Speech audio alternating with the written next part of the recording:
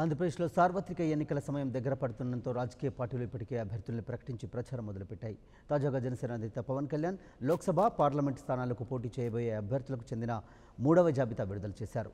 ఈ జాబితాలో ఒక పార్లమెంట్, 13 అసెంబ్లీ నియోజకవర్గాలకు చెందిన అభ్యర్థులను ప్రకటించారు.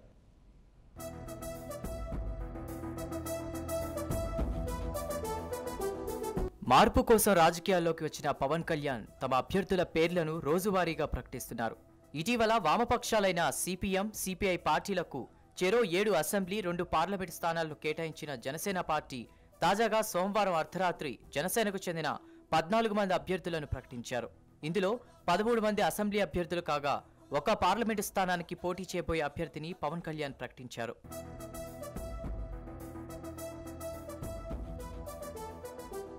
ఇప్పటికే 32 మంది జనసేన అభ్యర్థులను పవన్ కళ్యాణ్ ప్రకటించారు. మొదటిగా సోమవారం విడుదల కానున్న అభ్యర్థుల జాబితాలో పవన్ కళ్యాణ్ పోటీ చేసే నియోజకవర్గం ఉండవచ్చనే అనుమానాలు వ్యక్తమయ్యాయి.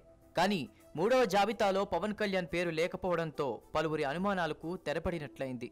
సోమవారం రాత్రి ప్రకటించిన 14 మందిలో ఒంగోలు పార్లమెంట్ అభ్యర్థిగా బెల్లంకొండ సాయిబాబును పవన్ కళ్యాణ్ ప్రకటించారు.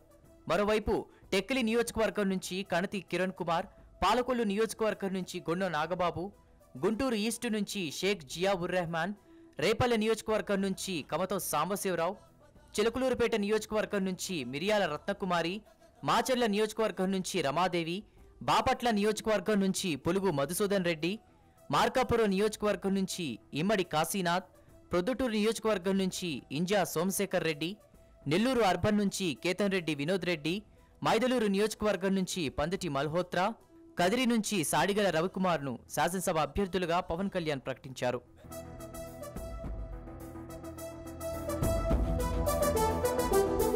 పక్కా వ్యూహరచనలతో ముందుకు పోతున్న జనసేనాని ఇంతకు ముందే షేక్ రియాజ్ పేరును ప్రకటించగా చిన్న మార్పుతో ఒంగోలు అసెంబ్లీ స్థానం నుంచి పోటీలో నిలిపారు. మరోవైపు గిద్దలూరు నుంచి బయలుపోయిన చంద్రశేఖర్ పోటీ చేయనున్నారు. మరోవైపు సోమవారం పాలకొల్లు నియోజకవర్గానికి చెందిన వైసీపీ నేత గుండం నాగబాబు జనసేనలో చేరగా ఆయన పాలకొల్లు నియోజకవర్గం నుంచి పోటీ చేయనున్నారు. సార్వత్రిక ఎన్నికల్లో ముందడుగు వేసిన పవన్ కళ్యాణ్ వెనుతిరిగి చూడకుండా వెళ్తున్నారు. పవన్ అభ్యర్థులు పోటీలో నిలిస్తే ఆంధ్ర రాష్ట్ర రాజకీయాల్లో కీలక మార్పు వస్తుందంటున్నారు పలువురు రాజకీయ విశ్లేషకులు.